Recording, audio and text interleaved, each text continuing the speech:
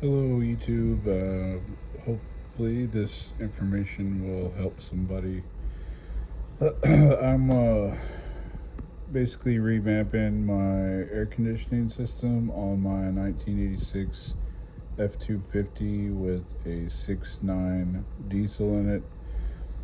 The AC system that was in there was, I believe, original. It might have been open once or twice because it had a couple of the. Well, I'll just show you. It had mixed O-rings. It had some of the newer style, and these would be like for the old style refrigerant, or the older refrigerant. So somebody may have worked on it at some point, but there's plenty of information about air conditioning systems online, but specific to the 80s F-Series trucks, especially the 6.9, I ran into some questions that I had that I could not find the information for online and didn't really quite understand it. So I figured I'd make this little video to answer some of the specific questions that I couldn't find, so that hopefully if someone else runs into the same problem or questions, they'll know what to do. So these are the manifolds that bolt on top of the compressor here and here. This is the suction side, and this is the discharge side, and it's a dual port compressor, kind of an old school design. But when you go to order parts for your air conditioning system, there will be some notes in the parts order, or that you might be asked, like, does your truck have supercooling? Or it might say something like, with manual block valve or shut off valve at compressor. And so I didn't really know what this was. And there's also another check valve in the line that, well, it's not a check valve, but it's kind of like a, I guess it's a device that once the lines are screwed together, it basically opens. Okay, so I'll show that later, but for now I'm just going to talk about the compressor fittings. So if you're wondering if your truck has supercooling or not, all that means is does your truck have the biggest optional radiator that you could get in that package? So to figure that out, you can probably just look at it, or you might even be able to look up your VIN and see if it has the supercooling option. But basically you're looking for a larger than normal radiator. I think all the diesels, pretty much have it, because they have that huge brass radiator in there, and I mean, it's just absolutely huge, like a medium duty work truck would have. So this one had the supercooling. And then the other question it asks on the parts, like for ordering hoses and stuff, is it has a note that said with manual block valves at compressor or without. And this one's with, and I'm going to show you what that is. So this just bolts on the compressor right here, and these are marked, these manifolds are marked. So that's the discharge, and that's the suction. And you can also tell the difference. The discharge is a slightly smaller hose connection.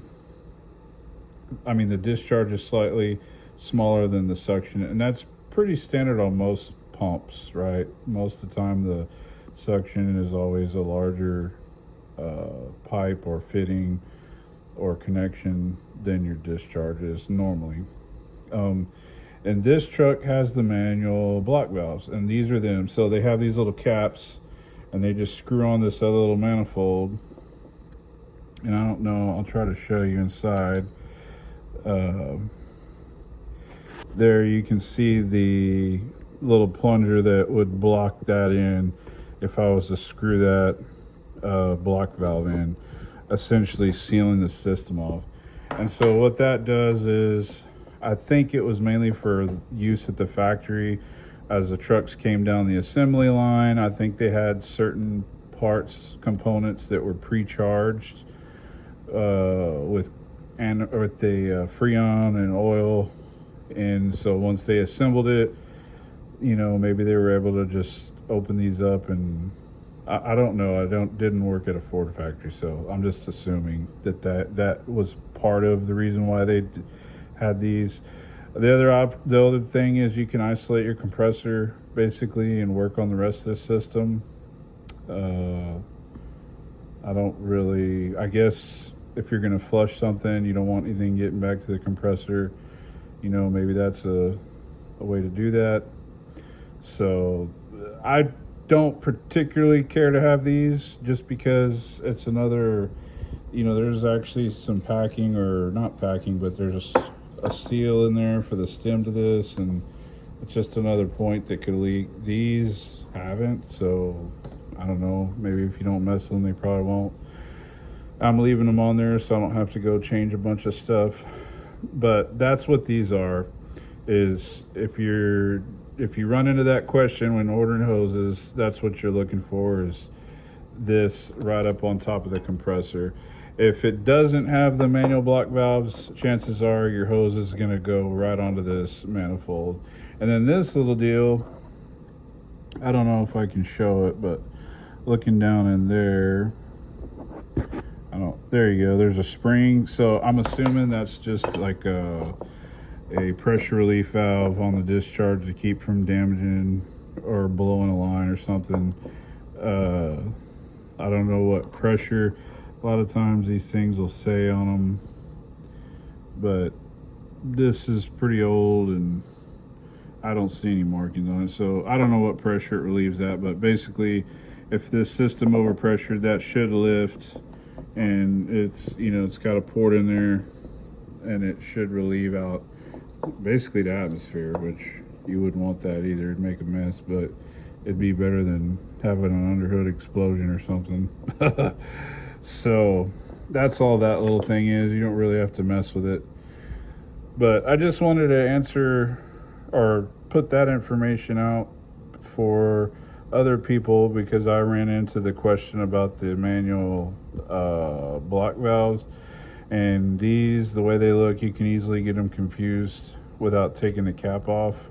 I could see someone easily confusing these for AC fittings, and they're not. It's an actual a valve. So that's what it is, and hopefully that will help someone else that sees that when trying to order hoses for their truck, and they won't question or have to go hunting and looking for the information like I did, because it kind of tripped me up. Okay, so this is the valve on the other side of the system. This is the passenger side of the truck, and this is that other valve or device that basically, when you screw it together, those things push against each other and open up, right? It opens a line. So you can delete this out of this fixture out of here, and I do believe they make a hose that just ties right on to your front condenser, but I don't know what the part number is for that hose, so I'm just going to put it back with this. It wasn't leaking, and I'll just keep it and replacing pretty much everything in the system. So, but that is that other valve that I was talking about. I say valve, it's not really one you can operate. It only works when you open and close it, meaning disconnect and connect. And I believe all that was for is, again, for the factory to have some of this stuff pre-charged and just to assemble this on the assembly line and basically kind of have it ready to go. So I think that's what it was for. But anyways, some of the things that you might run into, and this is my 8669. The compressor, new compressor is going to go right here. I'm not going to finish it tonight, but I'm replacing everything: the evaporator core, the dryer, orifice tube, all the hoses, front condenser, and the compressor. So I'm basically now with a new system. But if you're ordering this stuff, hopefully that kind of helps when you go to order. And you also may get the question about the supercooling when you order this front condenser. And here's that huge radiator I was talking about. And so basically, if you look, see that how far over that comes? I think that's what your supercooling deal is it, if the radiator's not as big, you know, it may be a little shorter on this fitting, so it may not have the width to clear your radiator. If you have a supercooling option on your truck and you don't order a supercooling made to fit front condenser. So that's what that question is all about when you're ordering the hoses and the condenser. So hopefully that helps, and hopefully I'll have me some cold AC here pretty soon. Alright, so I got my pickup AC system torn apart, and I pulled the evaporator core out, and one of the things the previous owner told me was he felt like rats had got in here. I haven't found any signs of rats, but and someone can correct me if I'm wrong, but I want to say that this AC box actually draws air from this scallion. And if you look there's a leaf. One of the things my granddad did on his was he wired some fine screen underneath this window cowl to keep leaves from getting in. And I have a mirror set up so I could see it, but there's my box. Let me try to do it with the phone here. It's just about halfway full of leaves, and it's not really because a rat made a nest. It's just that it has pulled in leaves over the years from this intake. And I want to say it, you know, that it draws from this cow somewhere, because there's your blower motor, and so it's just packed a bunch of leaves in there. The blower motor still runs, but there's not much airflow in the cab, and the AC wasn't working because it had a massive leak. There was literally nothing in the AC system when I took it apart. One of the tubes on the front condenser was crushed and broken open, so everything evacuated at some point during this truck's life, and the AC went out. But that is something to clean out and check for. And also you want to make sure that your drain right there, this guy, is free. That way your air box can drain water and doesn't plug and fill into the cab. But I got to get all that out, and I need to address this cowling for long-term use, which I'm going to wind up doing some paint work on this truck, so I need to pull it anyways, and hopefully that'll help. One of the other things I had an issue with on this truck was this vacuum line was broken. I think that goes to the door control, and here I found the other end broke off, so I'm gonna have to take a piece of vacuum tube and reconnect this to have full functioning controls. But so I'll get that cleaned out, and I will put the new evaporator core in there and button it back up. All right, so I've got the fan running. And you can see there, still gotta get some leaves out of the way. I'll have to get a little brush or something, but I've got the fan blowing like crazy. There's a massive amount of air coming through here. The truck is off. I just turned the key on and put the AC on max high, and all I wanted to do is basically suck any of the debris that's in here through there and get it work its way out. And you can even work this door by hand. You can hear it kind of change, right? Kind of blow some of that crap out of there, leaves and whatnot. See there, and all those leaves that were in there were just mulched up from that fan. It had all worked its way through the fan and just packed in there against that core. So now I know it's clear, and I'll clean it out even more, even better before I reassemble, and I'll know that I have maximum airflow and the fan's not restricted, basically. Here is the orifice tube that came out of my AC system. There you go. And it is completely packed up with junk. So it's safe to say there was nothing left of my compressor, my AC compressor, and it's probably a good thing that I'm replacing everything, because I would have had a heck of a time trying to flush all that out. So I think I'm doing the right thing. But you pull your orifice tube out and you find that, you pretty much know for a fact your compressor probably ate itself alive. Okay, I got the little evaporator core ready to go back in the truck. This is the new one with the brand new hose. Here is the old one, so you can see how just dirty it was. It may have actually still been good, but as bad as the orifice was and as dirty as it is, you know, I don't even think, I want to say this is like 30 bucks, so it's kind of like a no-brainer to replace. And one thing I wanted to mention also is that there's that little component that goes on the end of that hose. It's called the liquid hose, is what they call it when you order it.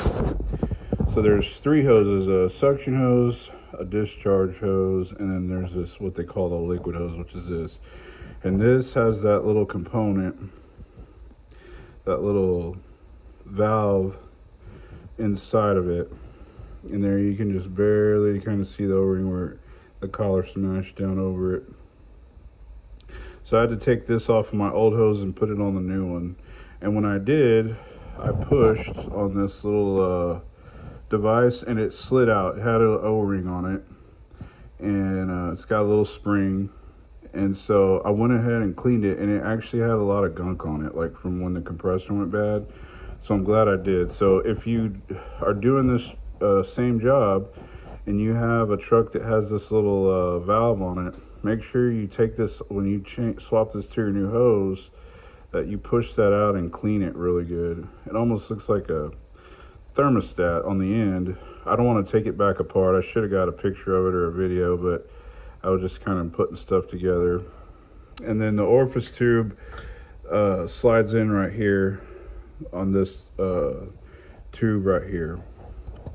And you know, all this stuff ordered online, you know, this is the original liquid hose is a Goodyear hose, which I like Goodyear hoses and belts. But I mean, if you're worried about there it is, you can just see the C, made in China. Okay, so it's all made over there. There's no reason to get all crazy about it. Maybe someday that'll change, but anyways, this is ready to go in, so I'm going to go ahead and get it put back, but I wanted to talk about that valve. The other half of this is still on the front condenser. So when I take that apart, if it's a similar looking deal, I'll get a little video of that. That way you can kind of see what it looks like and know what you're dealing with, so that you know to get that clean before you swap it onto your new hose. And this is brass, so it's, you know, it's soft, so it'll seal up pretty easy. It's got one little O-ring and a little angled fitting that goes over it, but that's pretty much it. All right, so here's the fitting off the front condenser, and I've changed the O-ring on the adapter to the new O-ring, and then this is that little spring thing that I was telling you that's inside of there. these O-rings don't really matter if it seals. I mean, I guess it does if you're actually using this for the functionality of it.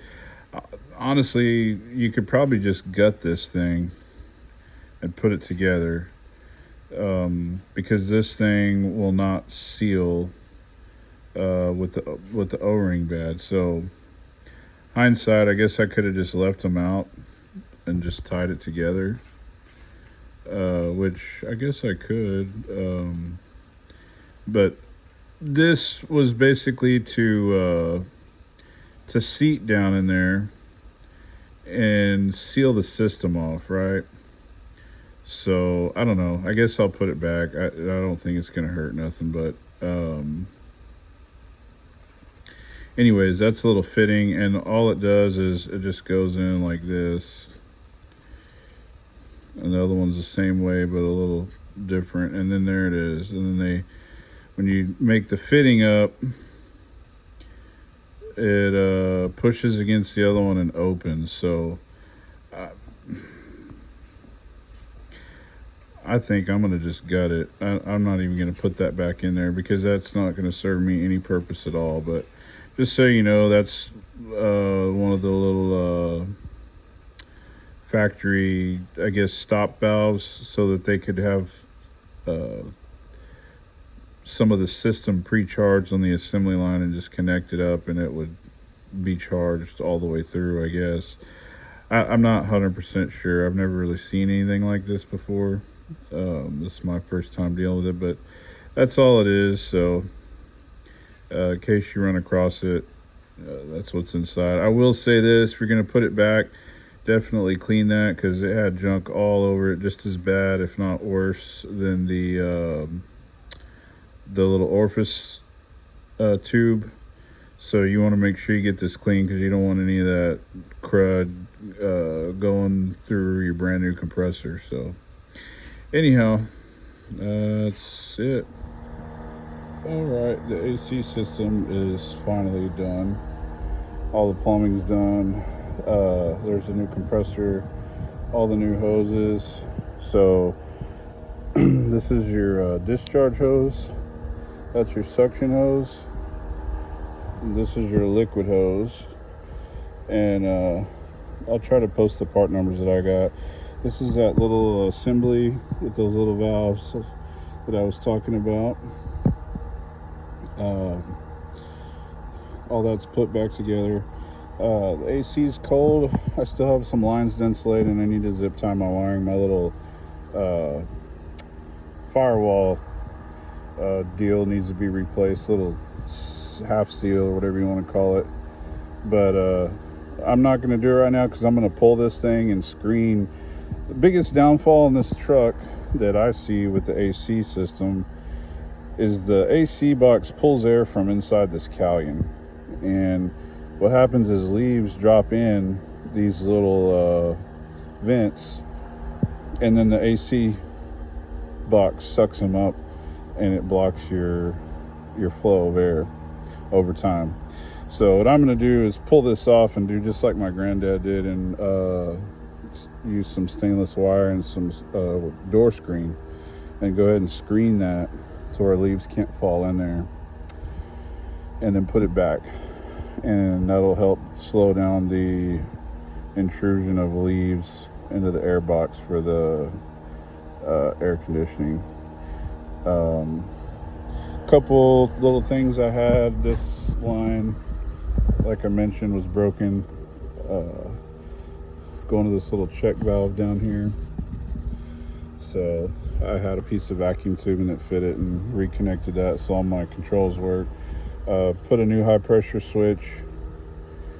Everything's new on the air conditioning system. One important thing, these fittings, since this truck was originally designed for R12, you're gonna have to buy the adapters to run R134, and on this low side you actually have to pull the Schrader valve out, because this fitting has a Schrader valve in it.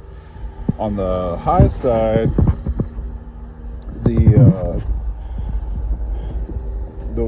fitting is, the way it's done, the size of it is so big that it goes over the original fitting far enough that you don't have to mess with the Schrader valve. So all you do is just basically screw this adapter over it, and then if you look in there, you can see the Schrader that's built into the actual hose or tube itself. Okay, so this one you don't have to pull the Schrader.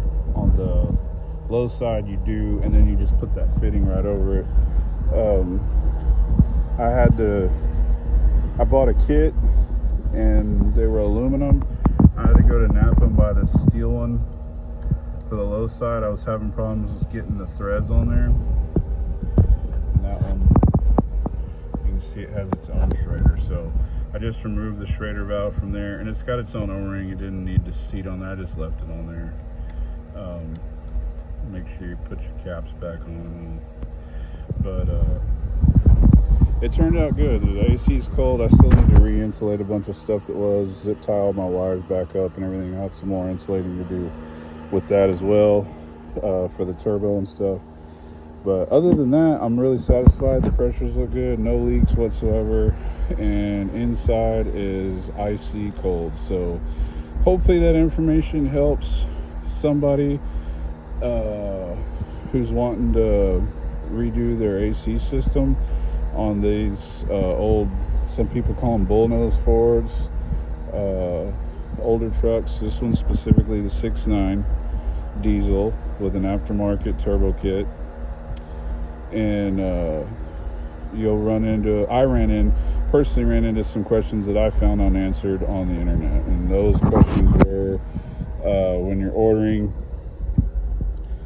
the parts, I'll just go over those real quick. It's one of the questions was with or without manual shutoff valve at compressor, and that is these two valves right here, where you can actually isolate your compressor.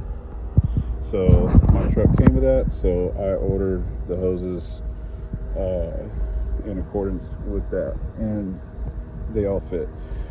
The other thing is there's three hoses.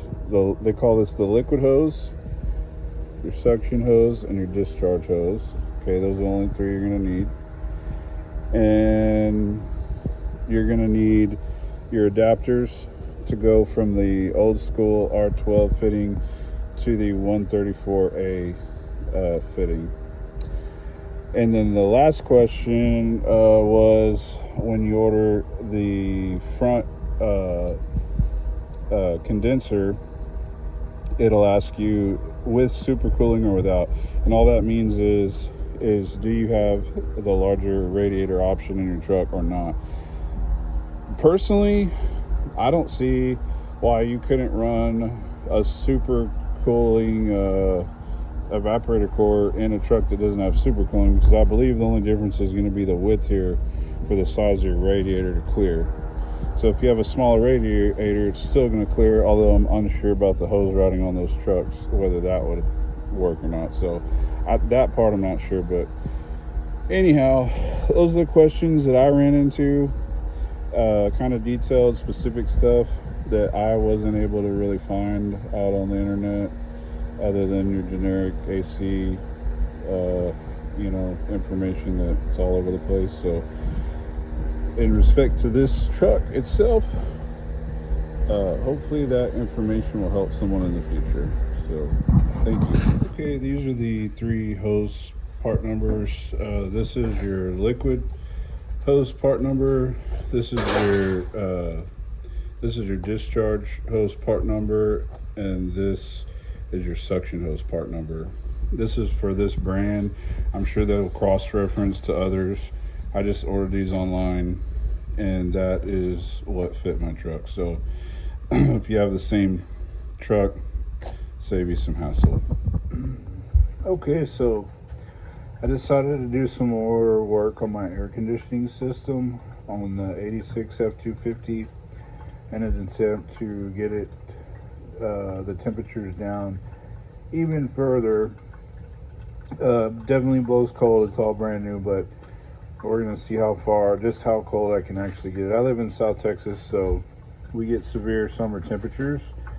And this is a modification that you see a lot of people doing. This is a bypass for your heater core, and it works off a vacuum. This says for like a Ford Ranger or an Aerostar or Ford Explorer would have this. And I'm going to demonstrate how it works. So basically, water comes in your heater core here, passes through this. Water comes from your engine here, passes this direction into your heater core. The heater core in the side of the dash gets heated up, and then it comes back around through this direction and out. Okay, and you have heat in your truck at that time. Like if you were going to use your heater, that's the flow path that it would have to take. So what this device does is when you put your AC on max cold, it applies a vacuum to this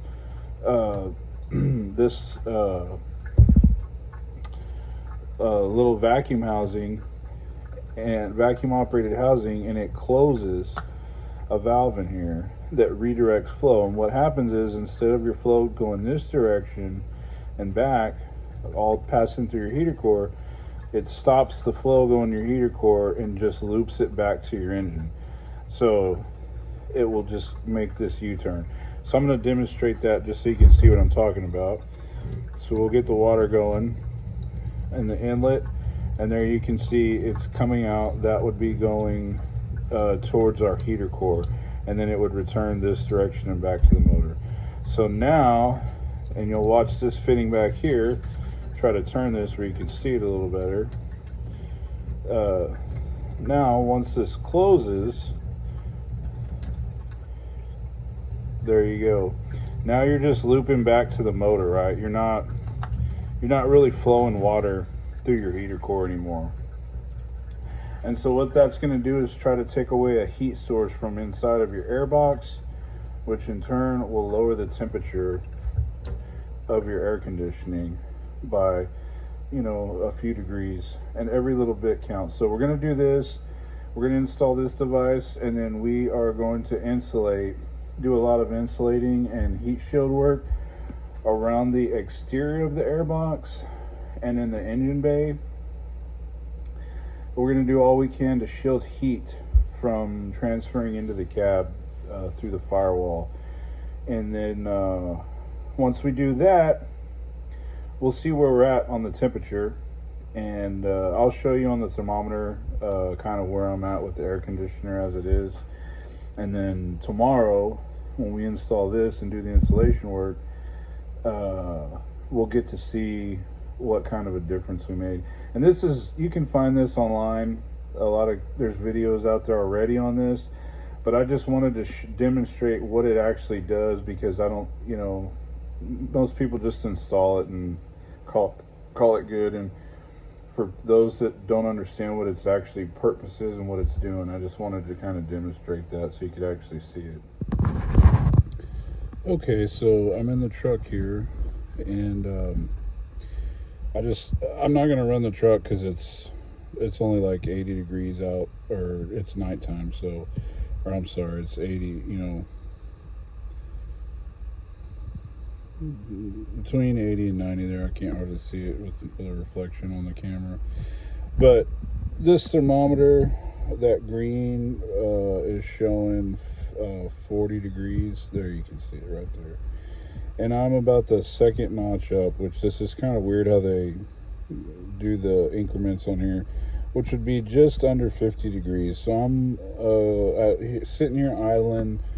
When I was charging the AC, I was down at about, 49, 48 degrees, right at that notch. It's showing green for optimal. This is an AC temperature gauge, kind of generic deal. And so what I wanted to try to do is see if I could get in the green, or even down here, around 38, 39 degrees. So we would be making about a 10 degree drop if everything works out to get in this range here at idle. And so these are handy. They're nice to have. My granddad used to always keep one in his vent. That way we could kind of keep tabs on the AC. So I picked one up since I rebuilt the AC, and I'll do the same here. But we'll give this thing a test run once we get the insulation and everything done, and we'll see if we can't get it down into the green range on the AC thermometer or lower. Truck running. I've got some new Husky floor mats in here. They're pretty nice. And this is the interior of the truck, so it's a nice. I got a little boost gauge and a digital pyro. So bench seat. It's kind of cool, retro, but nice truck. And power locks and everything works, which is nice. So I really like that the windows and everything still work. Even the glow plug works. So I'm happy with the truck. I just, I'm trying to make it as nice. This radio is going to get replaced. I actually found a company that remanufactures the stereo so that it looks completely factory, but you can Bluetooth music to it. So I'm going to do that, and I've already put new speakers in the door. I have yet to change this speaker, so I'll do that at some point. But that's kind of overview of the truck and what we're going to try to accomplish with the AC and the insulation work and the bypass mod tomorrow. So we'll see how that goes, and we'll give it a shot, and we'll just see what we can accomplish. If we do not accomplish our goal with the insulation work under the hood and the bypass, it's not necessarily game over. There's some other things in the truck that we can do in the cab to help maintain a cooler recirculating temperature. When you're on max AC, it's pulling recirculating air in the cab, right? So if we can maintain a cooler temperature in the cab, that will also help. And I do not have tinted windows unless they're slightly tinted from the factory, but they don't appear to be, from what I recall driving in the daytime. So I will probably move to a ceramic even on the front windshield, and then window tinting all the way around. I'm getting rid of that handle. I can't stand that thing. And that could help. And then also there's other things that we can insulate, like on the back side of the headliner for the roof, maybe the floor, maybe some additional insulation along the firewall, and the back of the cab could also help, and possibly even the door. So there's definitely ways to bring this temperature down in here, and I'm going to try to see how far we can take it without causing any problems and making it a very comfortable ride in this older pickup in the hottest of summer temperatures. Okay, I have pretty much wrapped up the insulating that I'm going to do.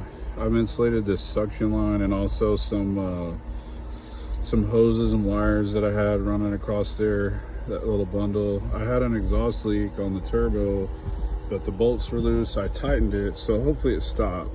But if not, I put some really heavy duty insulation, and then I wrapped it like insulation that won't burn even if you put a blowtorch, industrial stuff.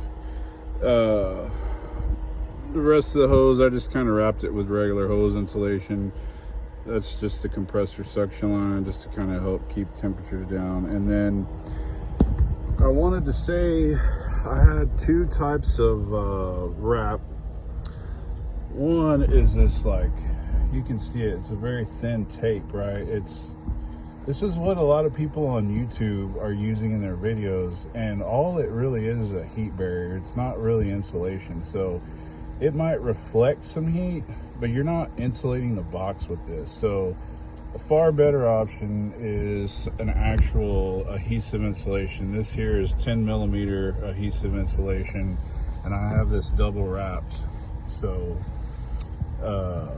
it's sealed up and I mean, you can hear it. It's got the hell insulated out of it. So I insulated the fan as well, just to kind of help maintain temperature for recirculating and stuff. So hopefully all that makes a difference. I did a really good job of getting as far down there all the way around as I could, and even down in some of the areas that are really hard to reach. This liquid line I didn't insulate, but I did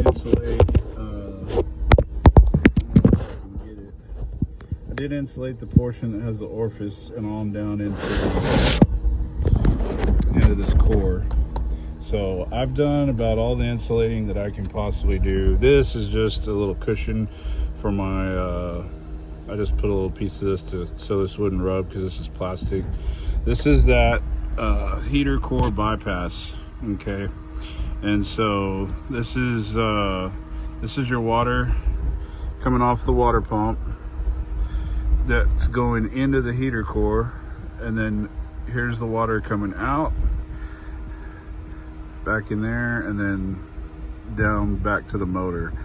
So what this will do is I've got this tied in, and you can watch, there's other videos on YouTube where people really go in depth about this, but there's two vacuum hoses or vacuum lines that go in the cab, and they have to do with controls of your air box, right? And so this is your door that opens and closes when you want the heater, right? So I think that's what it is. Actually, I'm not sure. I think this might be the door that opens when it pulls air from the outside versus just blocking off from the inside. I can't remember, but you can YouTube it or Google it. But anyhow, this is where you want to tie in your vacuum source from what I've read and found. So I just tied this, this was here. I just added a section of vacuum tube, put a T in it, and tied in my, I kind of looped around because I didn't like having a real tight bend in this hose, and came back to this little vacuum actuator. And so what's going to happen is whenever I go to max AC, it's going to apply vacuum to this, and it's going to block off.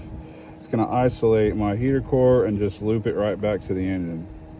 Now, something I thought about, I don't know if it needs it. I guess if I start towing heavy loads, I might go a step further and tee in an auxiliary core and mount it somewhere up front, like a little heater core type deal, to just help dissipate even more heat while I'm driving, right? So I thought about that. I don't know how much difference it would make. Probably have to get a pretty good sized little core, which, you know, they're out there. So I don't know. We'll see how it does first. The other thing I did was I tightened up those bolts along my housing that were leaking, and I had a hell of a time trying to insulate around that flange. I got some wire under there and then put some of that thermal tape over it the best I could. This has actual piece of aluminum sheet insulation with that super thick industrial stuff that I have under here, and I've just airplane wired it around the downpipe as far as I could go. And then there is a piece, I don't know if you can see it, of the original Banks insulation right back there that kind of wraps around the pipe also. And then I just used a piece of that heat barrier, that whatever was left over. I ran out. I've used all the material I ordered, so I literally just ran out. But I feel like I've done the best insulating job that I can for this to give it the best chance under the hood. The only other thing I thought about is coming up with a blanket to wrap the exhaust manifold on this side. But I'm gonna run it and see how it does first. It may not need anything. I think this is about as good as I'm gonna get. And you know, I'm satisfied with it. It was cold without being insulated, so now it ought to be really cold. I am gonna kind of work in this corner eventually and build a battery tray to put both of my batteries side by side over here.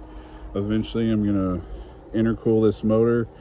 I'm gonna save this lid, build a box for it, and set it over here with an air filter inside of it, kind of tie into the ducting and stuff, make a homemade home air kit. But I really like this Banks cover. I think it's cool, so I'm going to keep it. It'll be over here with a homemade box and air filter underneath feeding the turbo, and I'll intercool this thing to help it even further. And I'm plan on swapping turbos as well, just to get a little more response. And I want to run, right now I'm seeing like 6 pounds of boost, and I haven't messed with the fuel. I don't plan to, but I'd like to get it up around 10 pounds. So maybe when I swap turbos I can tinker with that, but I'm not really too concerned with power. I just I'm happy with the power it has. I'm just wanting to improve on what it is as far as I can go before I do any kind of changes, and for now I'm happy with it. So that's pretty much it. Tomorrow during the day I'm gonna make a run on this thing and see how the AC does on the highway. I don't have tinted windows again, and there's no cab insulation other than factory, so we'll get a true test. And it's summertime, so it's been hot. We've had heat index up around 116, 111 during the day here, and temperatures in the high 90s. So it's getting around 100 degrees out, so it's pretty toasty. But we'll see how it does. I'm happy with it. So there, the AC system is complete, and it looks good, works good, and I think I've done all I can to improve upon it for now. Okay, I got the truck running and the AC is on max, and we've got good vacuum. You can see that was sticking way out. It's pulled in. This hose is starting to get pretty warm, and the return hose also. Meanwhile, our heater core hoses are cool to the touch. They're not warm at all, so we're not putting any heat into our heater core at all. So hopefully that'll help. So we'll go in the cab and just see where we're at. We've only been running maybe 5 minutes here. See what it feels like in here. Oh, it is cold. So we're fairly close to that. We're almost there. I think driving down the highway we might get there. It's really cold in here right now. Really cold. So let me try something. We'll put this on norm. Let's put this on norm and see. Let's go outside and look and see what that looks like.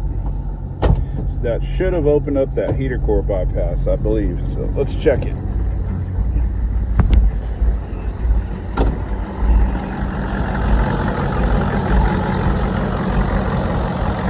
Yes, sir. There it is. So now it's open, and we are putting coolant through our heater core. So our heater core will heat up on normal. So let me go back and we'll put it on max, and I'll show you that little arm will be pushed in from the vacuum and bypassing the heater core. So, and you can hear the change in here. So there we go.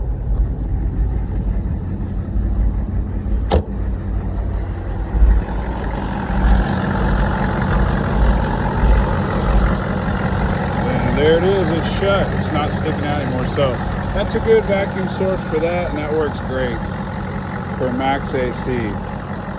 Still have AC on normal.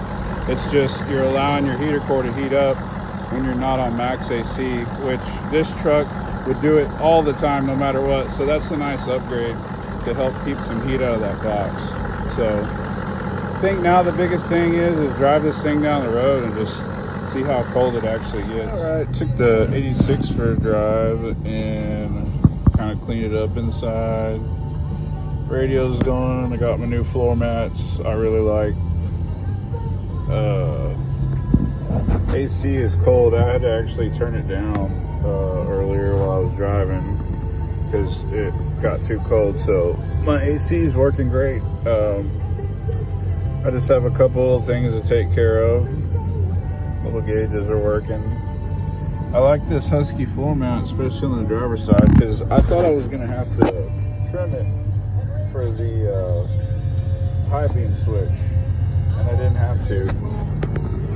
So that was nice. But I don't know. I'm not a fan of the automatic. I'm kind of fighting a couple of issues with it, and I think I'm just going to pull it out, put the ZF5 in it, and be done with it, and probably a gear vendor's. So I guess that's it for now. I'm happy with it, other than the transmission.